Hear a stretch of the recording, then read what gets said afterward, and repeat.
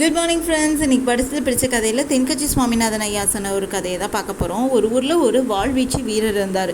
அந்த வாழ்வீச்சு வீரர் போர்க்களத்துக்கு போய் போரெல்லாம் முடிச்சுட்டு ரொம்ப களைப்பாக ஓய்வெடுக்கலாம் அப்படின்னு அவங்க வீட்டில் வந்து ஒரு கட்டிலில் படுத்து உறங்கலாம் அப்படின்னு படுக்கும்போது ஒரு எலி வந்து ரொம்ப நேரமாக அவரையே முறைச்சி பார்த்துட்டு இருக்கிறத பார்த்தாரு.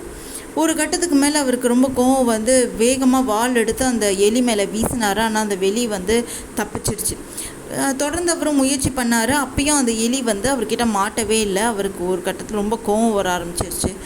அவர் மனைவி கிட்ட சொன்னார், இந்த மாதிரி இந்த ஒரு எலி வந்து என்னை ரொம்ப நேரமாக தொந்தரவு பண்ணிக்கிட்டு இருக்கு, அந்த எலியை வந்து கொல்லலாம் அப்படின்னு நான் வாள் எடுத்து வீசினா அது தப்பிச்சுக்கிட்டு எனக்கு ஆட்டம் காட்டிக்கிட்டே இருக்குது அப்படின்னு சொல்லும்போது அவங்க மனைவி சிரித்தாங்களாம். சரி, இவ்வளோதானா, இதுக்கு நீங்கள் வாழெல்லாம் எடுத்துக்கிட்டு ஒரு பூனையை கொண்டு வந்து விட்டோன்னா அது கவ்விட்டு போகுது அப்படின்னு சொன்னோன்னே சரின்னு அவர் என்ன பண்ணார், நல்ல ஒரு வளர்ப்பு பூனையாக நல்ல புஷ்டியாக ஆரோக்கியமாக இருக்கக்கூடிய ஒரு பயிற்சி பெற்ற ஒரு பூனையை வந்து கூட்டிகிட்டு வந்து விட்டார். அந்த எலியை பிடிக்கிறதுக்கு அந்த பூனையும் பல முறை முயற்சி பண்ணிச்சு. ஆனால் அந்த பூனையால் பிடிக்க முடியல. ஒரு கட்டத்தில் அந்த பூனையை பார்த்துக்கிட்டே இருந்த அந்த எலி என்ன பண்ணுச்சு, வேகமாக அந்த பூனையோட முகத்தில் வேகமாக பாஞ்சிடுச்சு. அதில் அந்த பூனை பயந்து போய் ஜன்னல் வழியாக குதிச்சு ஓடி போயிடுச்சு.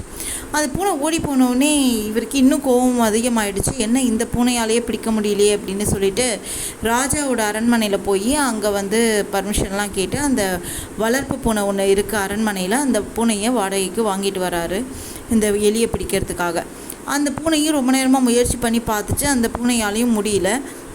அந்த பூனையும் தோற்று போயிட்டு என்னால் முடியல அப்படின்னு சொல்லிடுது.